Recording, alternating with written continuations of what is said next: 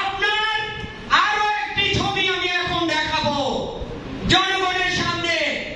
আপনি কার সাথে বসে সামাজিক প্রোগ্রাম করছেন? ওই আওয়ামী লীগের দোসর পানি সম্পদ মন্ত্রীর সাথে। এই যে দেখেন, এই যে দেখেন আপনারা, উনি পানি সম্পদ মন্ত্রীর পাশে।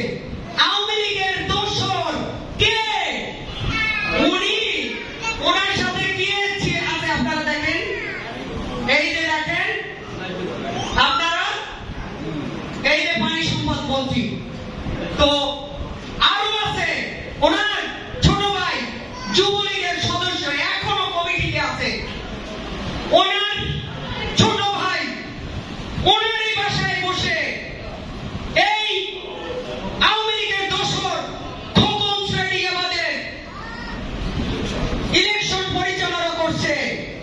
আমরা দেখি নাই, পেপার পত্রিকা আপনারা দেখেন নাই, এইখানে সেটাও আছে, এইখানে সবকিছু আছে, আমার কাছে সব প্রমাণ আছে।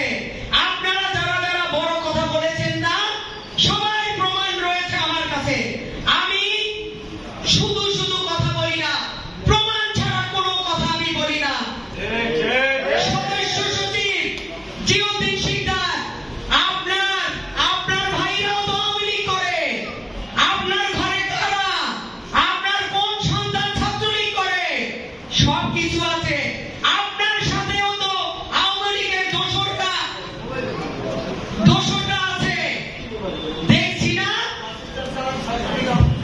যুবলীগ ছাত্রলীগ দিয়ে আপনি বাস স্ট্যান্ড চালান, সেটাও তো জানি। আপনি বাস স্ট্যান্ডে প্রতিটা মালিকের রক্ত চুষে চুষে খাচ্ছেন, আমাদের কাছে প্রমাণ আছে। আপনি বাস স্ট্যান্ডের প্রতিটা মালিকের রক্ত, প্রতিটা মালিক এখন ধুকে ধুকে ধুকছে, তারা চাকা কেনার টাকাটা পর্যন্ত পাচ্ছে না। সাবধান হয়ে যান। আপনি কাকে সাবধান করেন? আপনাকে সাবধান করছি। আপনি এবং আপনার আহ্বায়ক দুজনে মিলে ভাগাভাগি করে খাচ্ছেন। এই বরিশালটাকে আপনারা ধ্বংস করছেন। আজকে যদি আমাদের ধানের শীষের জমির কোনো ক্ষতি হয়, সেজন্য আপনারা দায়ী। আরো একজন আছে যার ভাইরা ওই নতুল্লাবাদ বাস স্ট্যান্ড দখল করে আছে। এই 17 বছর আপনার ভাইরা কোথায় ছিল? আপনি বলেন, আপনার ভাইরা কোথায় ছিল? ওই বাস স্ট্যান্ডে যারা এতদিন রক্ত দিয়েছে,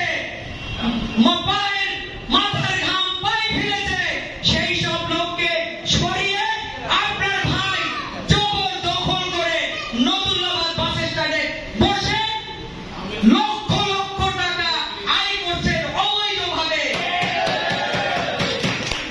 দরবেশ সেজে বসে আছেন। সাবধান, আপনার ভাইরা কে কোথায় কি করে সবই আমাদের জানা আছে।